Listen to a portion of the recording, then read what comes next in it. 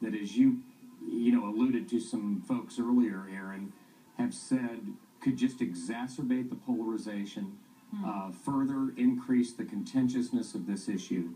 I think it has served the Republican Party well to be the party that is pro-marriage, pro-family, and pro-life, and I'll tell you why. If we're serious about making inroads among minority voters, which we clearly need to do, right? The polling is clear that the Hispanic voters, African American voters, and Asian American voters, that we have the best chance of winning to our side are frequent church attenders, conservative socially and culturally. These are the voters who gave George W. Bush 44% of the Hispanic vote. And in states like Pennsylvania and Ohio, where there were marriage amendments on the ballot, between 10 and 20% of the African American vote.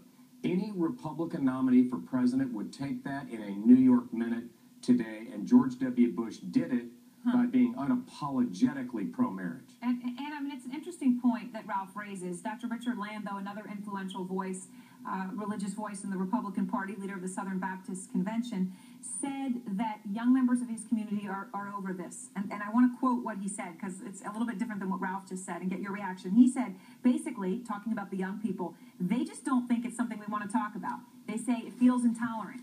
We believe what we believe. They have a right to believe what they want to believe. Marriage should be a church thing, not a legal thing. That's not a repudiation of the issue here, but that is saying, let's not make it an issue for our party.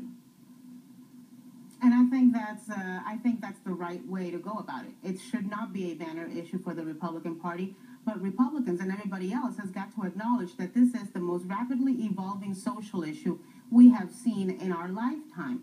And it is at this point the folks who are in denial about this that have to get out of the closet. They have to wave goodbye to the Geico cavemen and step out gingerly and carefully into the brave new world.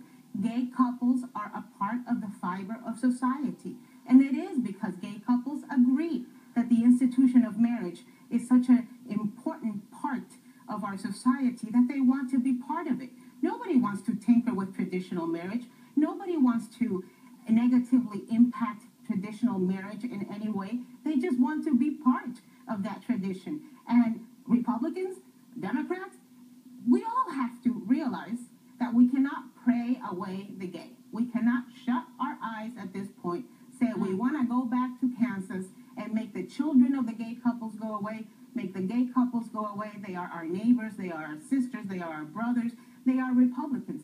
Just on the way over here, Aaron, I got an email from a friend of mine who has been a Republican donor for many years, a former CEO of a major corporation, telling me he was not going to give any more money, any more donations to any person who came out against gay marriage and who, was strident over it. So not only is it a reality, it's also a losing political issue.